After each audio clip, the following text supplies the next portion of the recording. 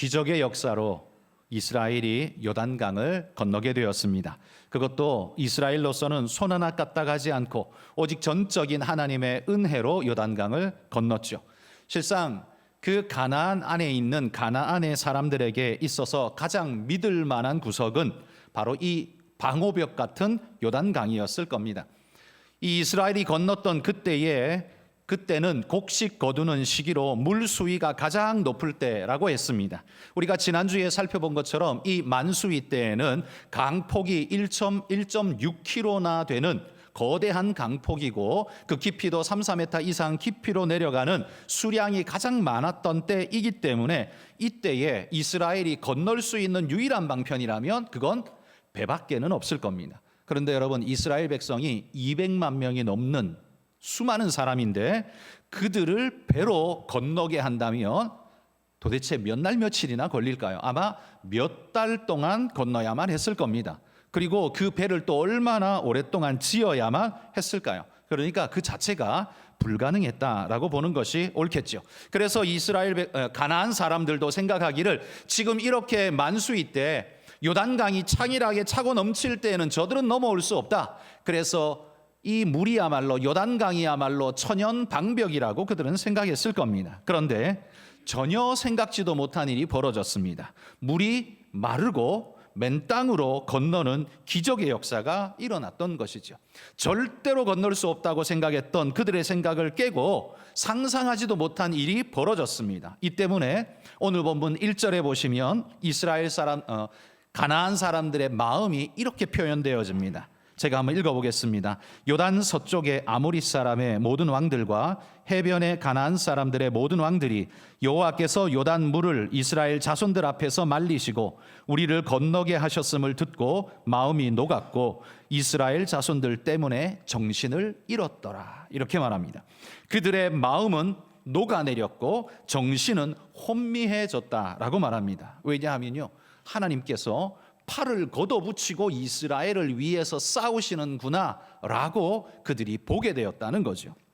여러분, 고대 사람들은, 이 성경에 나오는 이 시대의 사람들은 한 나라의 전투가 단순히 너와 나의 전투라고 생각하지 않았습니다. 그들은 내가 믿는 신과 너희 나라에서 믿는 신이 싸우는 전투라고 생각했습니다. 그래서 이 싸움의 승자는 누구냐 하면 더 센 신을 믿는 나라가 이긴다라고 그들은 그렇게 믿었습니다. 그러므로 여러분, 그들은 저 요단강이 자기를 막아줄 거라고 생각하고 자기 신이 보호할 거라고 생각했는데 저 요단강을 말려버리시고 맨 땅으로 이스라엘을 건너게 하시는 그 이스라엘의 여호와 앞에 자기들의 신은 아무것도 하지 못하는 그런 모습인 것을 바라보면서 그들은 낙심하고 마음이 녹아내릴 수밖에 없었습니다. 그 모습을 보면서요, 전의를 완전히 상실할 수밖에 없었다는 거죠. 여러분, 이것만 봐도 주님이 약속하셨던 약속이 얼마나 사실인가를 볼 수 있습니다. 여호수아에게 하나님이 이렇게 말했었거든요. 너희 발바닥으로 밟는 모든 땅을 너희에게 주겠다. 그리고 가나안 온 지경이 너희의 것이 될 것이다 라고 하나님이 약속하지 않았습니까? 그러니 이 약속이 오늘 이렇게 성취되는구나 라는 걸 보는 순간 믿음이 싹트기 시작했을 겁니다. 사실 요단강 건너편에서 이 약속을 들었을 때에는 긴가민가 했을 겁니다. 왜냐하면 자신들에게는 무기도 새로울 것이 없고 자기들은 종살이 했던 존재들이지 상비군으로서 전투부대를 예전부터 훈련시켜 온 존재들은 아니기 때문입니다. 그러니 저 성벽 아래에 있는 저들을 우리가 감당할 수 있을까? 이런 두려움이 그들 안에 있었을 텐데요. 요단강이 마르고 갈라지는 걸 보면서 이스라엘 백성의 마음은 믿음으로, 확신으로 가득 찼을 겁니다. 하나님이 약속한 대로 우리는 이겨놓은 싸움을 싸우는구나 라는 사실을 깨닫게 되었을 겁니다. 그들은 이길지도 모르는 싸움을 싸우는 게 아니었습니다. 그래서 하나님은 그들에게 이거 확신하라고요, 정탐꾼을 보내지 않았습니까? 그리고 그 정탐꾼을 통해서 라합의 입을 통해 듣게 된 소식, 이것을 그들이 이스라엘 백성들에게 알려주는데 정탐꾼들이 이렇게 보고했었습니다. 진실로 여호와께서 그 온 땅을 우리 손에 주셨으므로 그 땅의 모든 주민이 우리 앞에서 간담이 녹더이다, 이렇게 표현합니다. 정탐꾼이 잠시 갔다 와서 봤는데도요, 확연하게 그들의 마음이 녹아내려서 싸울 의지도 없고 힘도 없습니다 라고 이야기를 하는 겁니다. 여러분, 이 보고를 들은 백성들이 그 가슴이 얼마나 뛰었을까요? 하나님이 약속하신 것이 허언이 아니구나 라는 사실을 깨닫고 마음에 용기백배하게 되었을 겁니다. 자, 이렇게 요단강을 맨 땅으로 건너 들어간 이스라엘 백성, 가나안 땅에 첫 발을 내디딜 때 하나님은 그들에게 두 가지 명령을 시키셨습니다. 그 첫 번째 명령이 뭐냐면 오늘 본문 2절에 보시면 할례를 행하라 라는 명령이었습니다. 여러분, 할례 명령은요, 여호수아 때 처음 받은 명령이 아닙니다. 할례는 언제 명령받았습니까? 아브라함 때 처음 받았습니다. 이 할례의 명령은 의미가 뭐냐 하면 약속의 백성이 되는 표징으로 하나님이 그에게 주셨죠. 그런데 이 표징을 종살이 할 때까지, 애굽에 있을 때까지만 해도 이 약속을 지켜서 할례를 계속 받았었는데, 그들이 출애굽하고 난 다음에 광야길 40년 동안에는 할례를 행할 수가 없었습니다.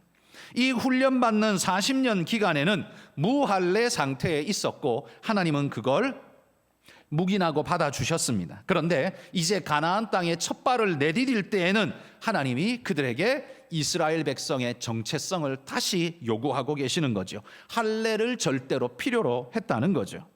여러분, 하나님께서 명령한 이 할례 의식은요, 단순한 그냥 예식 차원의 단순 의식이 아닙니다. 그 이상의 의미를 가지고 있다는 거죠. 그건 이스라엘이 이제 가나안에 들어가 살 때, 가나안 땅 안에 사니까 이스라엘도 가나안의 사람이 되느냐, 그게 절대 아니라는 걸 못 박는 것이 바로 이 할례였습니다. 이 할례의 의미가 뭐냐, 너희는 하나님께 속한 자라는 걸 몸에다가 새겨 넣으신 거지요. 할례가 뭡니까? 남자의 양피를 베어서 그 피를 흘림으로 피의 예식을 하나님과 맺는 것입니다. 그래서 그들의 육신의 피를 흘림으로 하나님과의 예식을, 언약의 예식을 맺고 우리는 피의 백성, 하나님의 언약의 백성입니다 라는 걸로 확약시키는 거죠. 하나님이 원하는 건 그 외적인 세리머니 하나를 원한 게 아니었습니다. 그들의 심령 속에 박혀있는 확실한 정체성을 하나님은 원하셨다라는 거예요. 자, 그런데 이 할례를 하려면 문제가 있습니다. 여러분, 할례는 양피를 베는 의식이기 때문에 살을 잘라내야 합니다. 근데 요즘같이 메스가 예리한 칼을 가지고 있으면 한 번만 쓱 베어도 싹둑 잘려질 겁니다.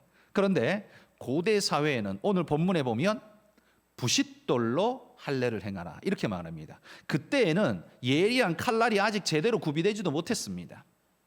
철기 문화가 아니라 청동기 시대 그 초기였기 때문에 그들에게는요, 아직 무언가 그런 무기가 제대로 갖추어져, 예리한 무기가 제대로 갖추어져 있지 못했습니다. 부싯돌로 여러분 사람의 살을 자른다고 생각해 보십시오. 이 얼마나 끔찍한 일입니까? 한 번 쓱 벤다고 잘려지겠습니까? 아닐 겁니다. 아마 여러 번 베어야 그 살이 잘라질 겁니다. 그 고통이 얼마일까요? 아마 고통은 말로 할 수 없었을 겁니다. 그러면 그 잘려진 살이 아물어 낫기까지 얼마의 시간이 필요할까요? 아무리 못해도 최소한 일주일에서 적어도 길게는 한 달까지 그들은 고통 속에서 아마 치료를 받아야 할 겁니다. 아마 염증이 생기고 문제가 생기면 더 큰 고통으로 더 오랜 시간을 치료해야 할지 모르죠. 어쨌든 그들이 할례를 받을 동안 그 시간은 길고 고통스러웠을 거예요. 그런데 이것이요, 요단강 건너기 전에 아직 적군이 옆에 없을 때 할례를 행했다면 문제될 것 없지요. 그래, 뭐 그냥 우리 한 달쯤 여기서 치료받고 가자 이러면 됩니다. 그런데 문제는 할례를 언제 행하라고 하나님이 명령하신 거예요? 요단강을 건너간 다음에 여리고성이 바로 눈앞에 있는데 그 앞에서 할례를 받으라고 말씀한 거예요. 이게 엄청난, 이게 말도 안 되는 비이성적인 명령이 지금 내려진 겁니다. 고통 속에 최소한 10일에서 20일, 한 달을 들어 누워 있어야 하는, 그런데 그게 지금 적군의 목전 앞에서 들어 누워 있다? 이건 뭐 죽으라는 소리하고 같은 이야기죠. 여러분, 예전에 야곱의 딸 디나가 세겜족 추장의 아들에게 추행을 당했을 때, 그때 다행히도 이 세겜족 추장의 아들이 디나를 사랑해서 결혼하겠다고 막 덤벼들었기 때문에 이 야곱의 아들들이 우리는 할례 못 받은 자하고는 결혼 못 한다. 너 결혼하고 싶으면 할례 받아야 돼. 그래서 세겜족 전체를 할례 받게 만들었습니다. 그 할례 받고 고통으로 쓰러져 있는 그 시간 동안에 야곱의 아들들이 칼을 차고 가서 그 족속 남자들을 전부 다 도륙해 버렸습니다. 여러분, 몇 명 안 되는 아들들이 물론 종들을 데려갔겠죠? 그래봐야 얼마겠습니까? 그런데 한 족속 전체를 도륙할 만큼, 그래도 한 거 못할 만큼 고통스럽고 괴로웠던 것이 이 할례 받은 후에 이 고통의 시간이라는 거죠. 그런데 이 고통으로 알아야 하는 시간을, 그것도 여리고성 코앞에서 해야 한다는 것, 말도 안 되는 이야기죠. 그런데 하나님이 그걸 명령하셨어요. 왜일까요? 하나님이 이렇게 하실 때는 이유가 있지 않겠습니까? 여기에는요, 분명히 하나님이 전하는 메시지가 그 안에 있는 겁니다. 여러분, 예를 들어 한번 제가 그냥 예를 들어서 이렇게 한번 말씀드려 볼게요. 조선시대에 두 무사가 맞붙었습니다. 서로 칼을 가지고서 싸우는데 한쪽 무사가, 월등한 기량을 가지고 있는 무사가 갑자기 웃으면서 칼을 내던졌습니다. 그리고는 말합니다. 덤비라, 나는 칼 없어도 너를 충분히 상대해 무찌를 수 있다. 여러분, 그랬을 때 저 칼을 든 사람의 마음은 어땠을까요? 잘됐다, 내가 너를 죽여주마, 이랬을까요? 뭔가 믿는 구석이 있고 힘이 있으니까 그가 그렇게 하겠죠? 오히려 덜컥 겁이 날 겁니다. 맞붙어 봐야 알겠지만 겁이 아마 날 겁니다. 그런데 여러분, 진짜 그 사람이 칼이 없어도 그를 충분히 제압할 만한 정말 고수라면 이 칼을 내던지는 행위가 비이성적이고 어리석은 행위가 아니라 이거야말로 그에게 제대로 선전포고를 하는 진짜의 이야기가 될 겁니다. 여러분, 바로 주님께서 이스라엘 백성으로 하여금 여리고성 목전에서 할례 받고 들어 누워 있게 하는 이 일이야말로 대적 앞에서 칼을 버리고 덤비라고 말하고 있는 그 장수의 모습과 흡사해 보이지 않습니까? 이건 메시지입니다. 나는 너를 충분히 제압할 수 있다라는 메시지이고, 너는 나에게 상대가 안 된다라는 메시지를 지금 그렇게 전하고 있는 거예요. 그러면 여러분, 하나님께서 이 상황에 할례를 받으라고 명령하는 이 메시지는 도대체 어떤 메시지일까요? 하나님이 저 가나안 백성에게 던지는 어떤 메시지였을까요?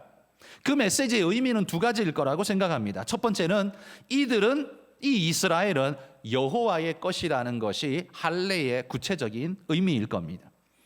하나님 백성의 몸에다가 도장을 찍어 놓은 것과 마찬가지죠. 지울 수 없는 도장을 하나님이 찍어 놓은 거예요. 가나안과는 다른 그들의 몸에 하나님 백성의 흔적을 들고 들어가도록 하나님께서 할례를 명령하고 있는 겁니다. 이들은 나의 백성이다라는 거죠. 두 번째 의미는 하나님께서 이들을 지키신다라는 의미가 그 속에 있습니다. 여러분, 할례 받고 들어 누워 있으면, 무방비 상태이면 적군이 나와서 그냥 쓸어버리면 끝날 텐데, 그래도 그들이 그걸 못합니다. 왜요? 하나님이 지키시기 때문이고 하나님이 보호하시기 때문이죠. 하나님의 굳건한 보호 약속 위에 이루어지는 이 믿음의 행위, 이게 할례였다는 말이에요. 하나님의 보장 없이는 절대로 이런 일을 자행할 수 없습니다. 여리고성 코앞에서 이런 일을 행할 수 있다는 건 하나님의 승리를 가나안에게 지금 선포하는 거예요. 칼을 내던지며 와보라, 내가 상대해주마 라고 말하는 고수의 그 말과 같이 들려질 수밖에 없을 거라는 말이죠. 이게 하나님의 메시지였다는 겁니다. 가나안으로 들어가는 이스라엘은 도대체 어떤 존재인가? 그들을 돌보시는 하나님은 도대체 어떤 분인가? 이게 바로 이 할례의 사건에서 보여주는, 전달하는, 가나안에게 던지는 메시지라는 말이죠. 이스라엘의 가나안 땅으로의 진군은요, 단순한 땅 따먹기의 진군이 아니었습니다.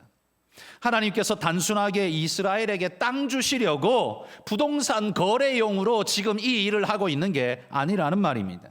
하나님은 하나님의 하나님 되심을 지금 이 자리에서 선포하고 있는 겁니다. 가나안의 초입에서, 가나안의 입구에서 마치 임금님 행차하셨다라고 선포하는 그 사람처럼 지금 이 사건이 그런 메시지를 던지고 있다는 거죠. 전능하신 하나님, 온 땅의 주인께서 행차하신다라는 선포와도 같은 사건이었다는 겁니다.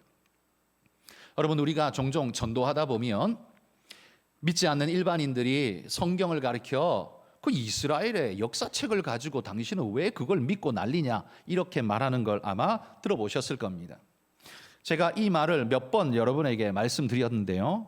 여러분, 성경책은 이스라엘의 역사책이 아닙니다. 만약에 이게 역사책이 되려면 역사적 사건이 가감없이 객관적으로 그 중심으로 기록되어져야 합니다. 그게 역사책이죠. 그러나 성경은 역사를 기록하기 위한 책이 아닙니다. 단순히 있었던 사건을 객관적으로 기록하기 위한 산물이 아니라 하나님의 행하신 역사를 기록하는 책입니다. 그런데 하나님이 역사하심이 어디에서 어떻게 일어났습니까? 시간 속에서, 공간 속에서 일어났습니다. 이스라엘이라는 역사와 함께 그 시공간 속에서 일어났기 때문에 하나님의 역사를 표현하기 위해서는 그 시간과 공간과 배경을 함께 이야기할 수밖에 없는 상황이죠. 그래서 그 하나님의 역사를 이렇게 함께 배경과 함께 떠서 기록해 놓은 것, 이게 성경이란 말입니다. 그러니까 다시 말해서 성경은 이스라엘의 역사책이 아니라 하나님의 역사 기록인데 그 속에 이스라엘의 배경 역사가 들어있는 책일 뿐입니다. 그래서 이스라엘의 배경 역사를 듬성듬성 이야기하고 넘어가는 거예요. 세밀하게 이야기하지 않고 듬성듬성 이야기하고 넘어가는 거예요. 왜냐하면 이스라엘의 역사를 이야기하는 게 목적이 아니라 하나님의 역사를 이야기하는 게 목적이기 때문에 그렇습니다. 그래서 성경이 분명히 말하는 바는 이스라엘이 어떠하냐, 이스라엘이 뭘 했냐, 이걸 말하고 싶은 게 아니에요. 하나님이 누구시냐, 하나님이 뭘 하셨느냐, 이걸 말하고 싶은 거예요. 그런데 그 배경이 되는 것이 이스라엘 사람들과 나라와 역사이기 때문에 그걸 함께 이야기할 수밖에 없다는 말입니다. 여러분, 여호수아서도 마찬가지입니다. 여호수아서를 읽는 우리도 주목해야 합니다. 바로 하나님을 주목해야 합니다. 이스라엘을 중심으로 성경 여호수아서를 읽게 된다면 그거야말로 승리주의자의 바이블이 되고 말 것입니다.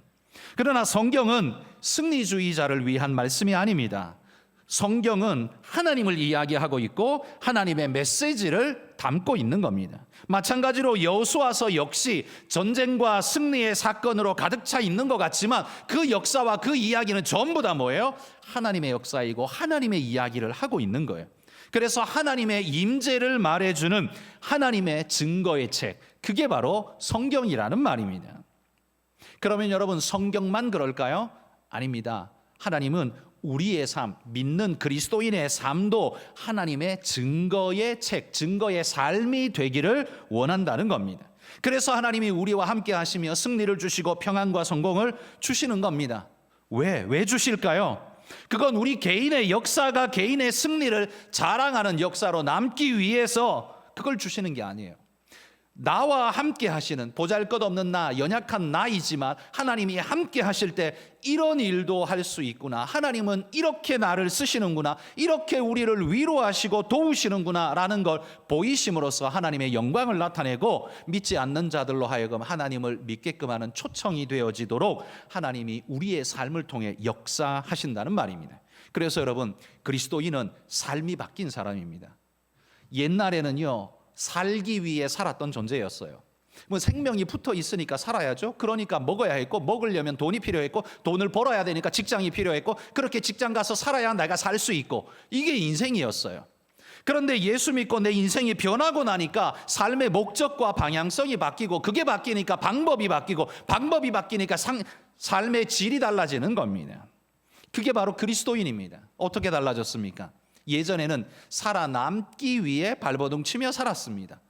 그게 직장이었고, 그게 돈이었고, 그게 내 삶이었어요. 그런데 지금은 어떻습니까? 하나님의 영광을 위해 하나님과 함께하는 가슴 뿌듯한 믿음의 삶을 용감하게 살아갑니다. 낙심 속에서도 좌절하지 않습니다. 은혜의 기쁨으로 하나님을 예배하고 찬양할 수 있습니다. 이런 삶의 모습이 다른 사람들에게는 이상하게 보이고 때로는 미친 사람처럼 보일지 몰라도 저 사람이 도대체 무엇이 저 사람을 저렇게 했는가라는 질문을 자아내게 한다면 여러분, 그 사람이야말로 진짜 변한 사람, 그리스도인 아닐까요? 그래서 성경에 그리스도인의 삶을 고백하는 가장 선명한 구절이 갈라디아서 2장 20절의 말씀입니다. 읽어보겠습니다. 내가 그리스도와 함께 십자가에 못 박혔나니 그런즉 이제는 내가 사는 것이 아니요 오직 내 안에 그리스도께서 사시는 것이라. 이제 내가 육체 가운데 사는 것은 나를 사랑하사 나를 위하여 자기 자신을 버리신 하나님의 아들을 믿는 믿음 안에서 사는 것이라. 여기서 바울은 분명하게 자기 인생을 이렇게 고백합니다. 내가 그리스도와 함께 십자가에 못 박혀 죽었습니다. 그래서 나는 지워졌습니다. 그런즉 이제는 내가 사는 것이 아니요 오직 내 안에 그리스도께서 사십니다. 그래서 이제 나의 주인은 주님이시고 나라는 육체와 나라는 존재에 이끌어 가시는 주인은 주님이십니다. 내 인생은 이제 내 인생이 아니라 주님과 함께하는 주님의 인생입니다. 이게 바로 사도 바울의 인생관이었다는 말이에요. 인생관이 바뀌니까 삶의 태도와 자세가 다 바뀌는 겁니다. 예전에는 그냥 살아남기 위해서 직장이 필요했고 그렇게 살았지만 이제는 내가 사는 것이 아니라 내 안에 그리스도께서 사는 것이라. 내 삶의 중심, 주인이 바뀌고 나니까 삶의 방식이 바뀌어져서 살아가게 되더라는 거예요. 여러분, 그리스도인은요 자기를 위해서 사는 사람이 아니라고 성경은 못 받고 있습니다. 그러므로 여러분, 여러분의 개인의 인생 역사를 어떻게 써내려 갈지를 여러분이 정하셔야 합니다. 이 여호수아서를 단순한 정복전쟁의 이야기로, 이스라엘의 정복전쟁 이야기로 만들 것이냐, 아니면 하나님의 승리의 이야기로 만들 것이냐, 이 둘처럼 내 인생을 그저 살아남는 인생의 흔적으로 만들 것이냐, 아니면 하나님이 역사하시는 삶의 흔적으로, 하나님 역사의 흔적으로 만들 것이냐, 내 역사로 만들 거냐, 하나님 역사로 만들 거냐, 여러분이 결정하셔야 한다는 겁니다. 그리스도인은 어떻게 사는 사람이라고요? 하나님이 결정하시는, 하나님이 이끄시는 삶으로 그 삶을 결정한 사람들, 이게 바로 그리스도인이라는 말입니다. 그래서 그리스도인은 이 땅을 살 때 우리의 삶 자체가 하나님의 나팔이어야 되고 하나님의 증거자들이어야 한다는 사실을 여러분 잊지 말고 믿음으로 사시기 바랍니다. 그럼 나는 없네? 나는 뭐야? 여러분, 존재의 의미가 없어져서 무의미해지는 게 아니라요, 나라는 존재가 하나님의 은혜를 덧입음으로써 더 고귀하고 복된 존재, 하나님이 눈여겨보시고 하나님이 사랑하시고 하나님이 도와주시고 하나님이 날 위해서 모든 걸 하시는 엄청난 존재로 뒤바뀌게 됩니다. 예전에는 하나님이 거들떠도 안 보는 존재였었다면 이제는 하나님이 집중하여 보고 관심 갖는 존재가 되어졌다는 말이에요. 존재 자체가 얼마나 위대하게 바뀌었는지를 돌아보십시오. 그러니 여러분, 함부로 살고 아무렇게나 인생을 포기하고 내팽개칠 수 있습니까? 없다라는 겁니다. 하나님과 함께하는 우리의 삶은 이렇게 고귀하다는 사실을 깨닫고 믿음으로 살아가시기를 축복합니다. 이스라엘이 가나안에 첫 발을 내디딜 때 하나님의 첫 번째 명령은 할례를 행하라 였습니다. 두 번째는 뭐냐 하면 10절에 보면 이게 명령형으로 주어지진 않습니다. 서술형으로 기록되어져 있는데, 그러나 그걸 명령으로 바꾸면 이겁니다. 유월절을 지키라라는 명령입니다. 여러분, 유월절은요 이스라엘이 애굽에 있을 때 마지막 10번째 재앙을 당하기 직전에 하나님께서 그에게, 이스라엘 백성에게 유월절 어린 양을 준비하고 정월 14일이 되면 그 양을 잡아서 그 피를 문설주와 문인방에 바르고 너희 가족들은 그 양고기를 먹으라, 쓴 나물과 함께 먹으라 라고 말씀하셨습니다. 그러면서 그 의미를 지키게 하셨습니다. 그때 어떤 일이 일어났습니까? 집 안에서는 양고기를 먹었지만 하나님의 약속을 믿고 집 밖에서는 어떤 일이 일어났어요? 죽음의 천사가 왔다가 그 어린 양의 피가 발린 것을 보고, 아, 이 집은 하나님 백성의 집이야, 구속받은 백성의 집이야, 손대면 안 돼 하고 죽음의 천사가 넘어갔어요. 그래서 유월절이 된 겁니다. 그게 바로 이스라엘의 첫 번째 유월절이었습니다. 애굽에서 지켜진 유월절. 그리고 그들은 출애굽을 하게 되죠. 유월절로 인해 구원받아 출애굽했습니다. 그 다음에는 호렙산에 이르러서 두 번째 유월절을 지켰습니다. 그리고 호렙산에서 두 번째 유월절을 지킨 다음에 출발해 가서는 38년 동안 할례도 하지 못하고 유월절도 지키지 못했습니다. 그래서 지금 가나안에 들어가는 발을 딱 딛자마자 하나님은 할례와 더불어 유월절을 지킬 것을 명령하고 계신 겁니다. 여러분, 38년 동안 이 말씀의 사람인 모세가, 하나님의 사람인 모세가 왜 유월절을 지키지 않았을까요? 그건 오늘 본문 7절에 보시면 이렇게 이야기합니다. 그들의 대를 잇게 하신 이 자손에게, 이들은 누구냐면 출애굽 후에 광야에서 태어난 이스라엘 자손을 말합니다. 이 자손에게 여호수아가 할례를 행하였으니 길에서는 그들에게 할례를 행하지 못하였으므로 할례 없는 자가 되었음이었더라, 이렇게 말합니다. 그러니까 38년 동안 할례 행할 수 없었어요. 왜? 길에 있었기 때문에, 행진하고 있었기 때문에 할 수 있는 여건이 못 되었다는 거죠. 그래서 모세는 유월절을 호렙산에서 두 번째로 지난 다음에 38년 동안 할 수 없었어요. 그러나 이제 가나안의 첫 발을 내딛는 순간 유월절을 요구하십니다. 왜일까요? 왜 지금 요구하시는 걸까요?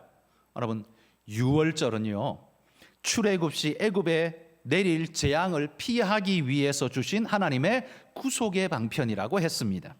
하나님께서 죽음의 천사를 보내어 애굽의 모든 장자를 죽이실 때, 그때 그 모든 재앙을 피할 수 있는 방편으로 주신 하나님의 구원의 방편, 이 유월절이라고 했습니다.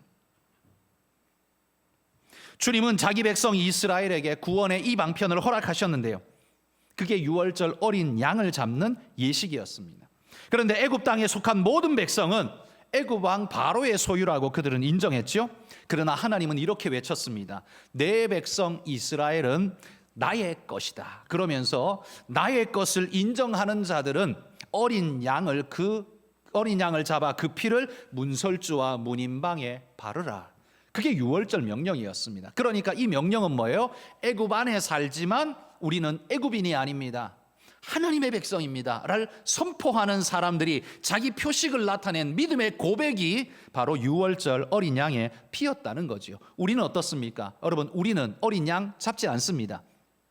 키우지도 않습니다. 그럼 어떻게 해요? 바로 우리 주님이 어린 양 되셔서 그분의 십자가 대속의 피로 우리는 문설주와 문인방의 십자가 피를 바른 존재로서 영원한 죽음의 천사가 감히 들어올 수 없는 존재로 우리를 구원하시고 붙잡으셨다는 겁니다. 그래서 여러분, 우리는 가나안 땅에 살아도 가나안인이 아니라 그리스도인인 것이고, 우리가 대한민국에 살아도 대한민국인, 국적으로는 그렇겠지만 그게 아니라 우리는 하나님의 사람 그리스도인인 것입니다. 이걸 하나님이 우리에게 요구하고 계시는 거예요. 그래서 유월절을 지키라라고 명령하는 겁니다. 그리고 이 유월절은 우리의 고백인 겁니다. 믿음의 고백이었던 거예요.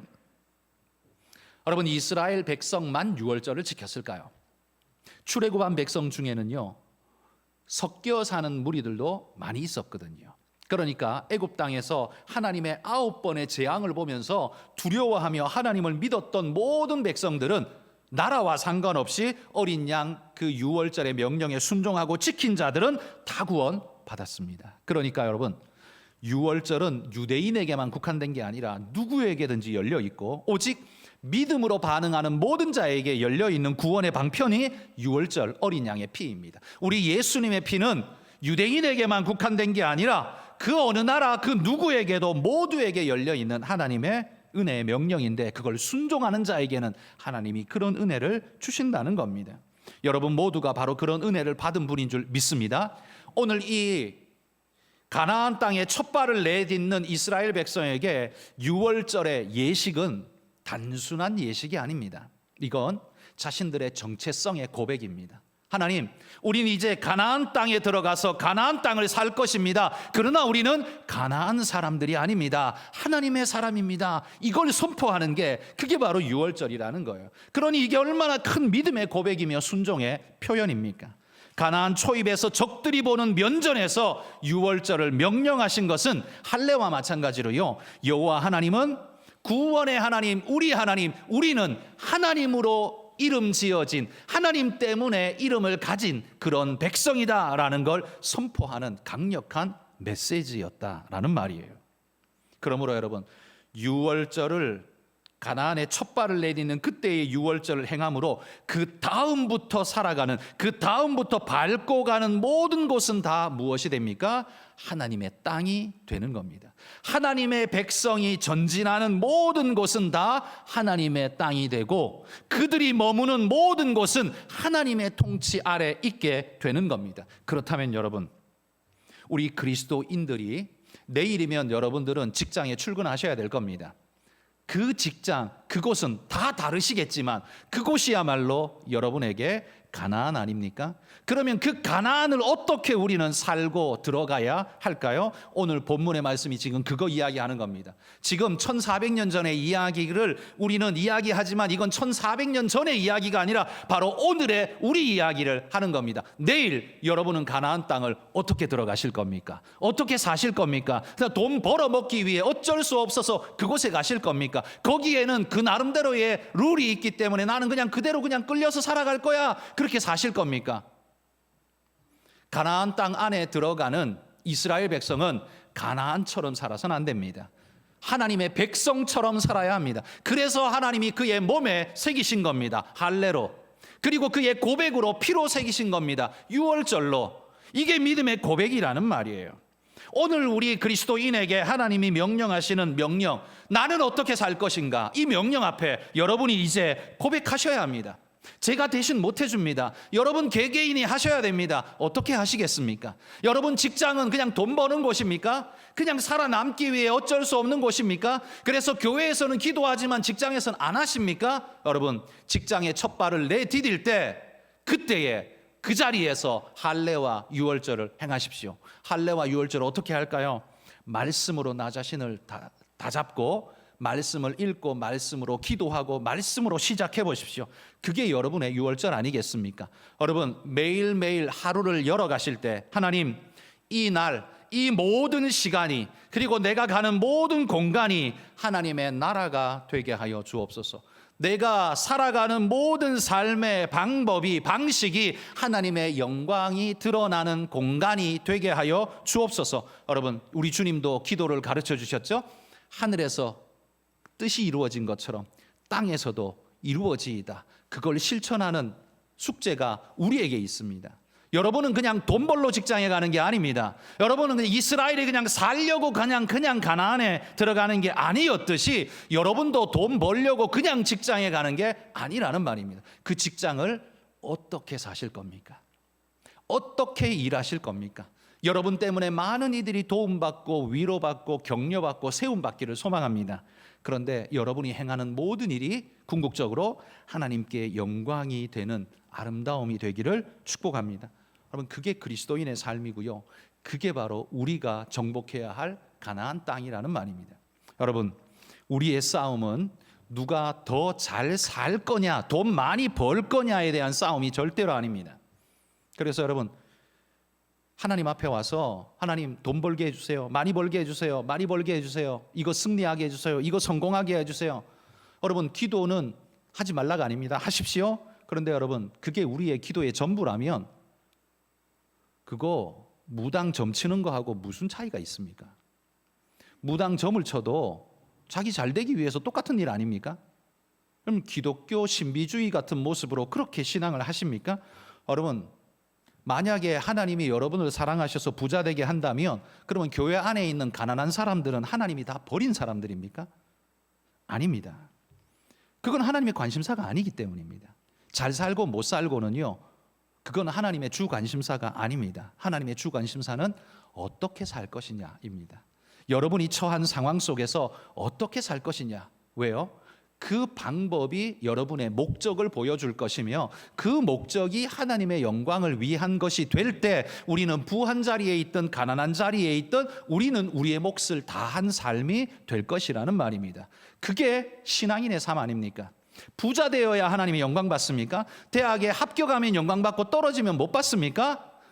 성공하고 임원이 되면 하나님의 영광 받으시고 나는 그냥 과장해서 쫓겨나면 그러면 하나님의 영광 못 받으시는 겁니까? 여러분 인생의 삶은요, 여러분이 성실하게 열심히 살면 웬만한 건 주어지게 돼 있습니다. 우리가 열심히 살면 주어질 것입니다. 물론 어려움도 있지만요, 주어질 겁니다. 그러나 우리의 목적하고 진짜 중요한 싸움은 누가 더 잘 사느냐, 직급이 높아지느냐, 그거 아닙니다. 여러분, 사탄은 지금 영적으로 공격해 오는데 우리는 육적인 것에만 관심을 갖고 있다면 우리는 백전백패할 수밖에 없을 겁니다. 돈 많이 벌고 지옥 가는 존재 원하십니까? 대통령 해먹고 지옥 가는 존재 원하십니까? 국회의원 배지 달고 몇 년 해먹고 지옥 가는 존재, 그거 원하십니까? 그거 아니지 않습니까? 여러분, 우리는 눈을 들어 오늘 하나님 바라보기를 소망합니다. 이스라엘이 가나안에 첫 발을 들여 놓을 때 하나님이 하신 이 두 가지 명령, 이건 여러분이 내일 출근할 때 하나님이 똑같이 요구하실 명령일 거라는 걸 기억하고 여러분의 삶이 가나안을 향해 나아가는 발걸음이 될 수 있도록, 여호수아의 행진이 될 수 있도록 그렇게 믿음으로 살아가시는 분들이 되시기를 주의 이름으로 축복합니다. 기도하겠습니다. 하나님,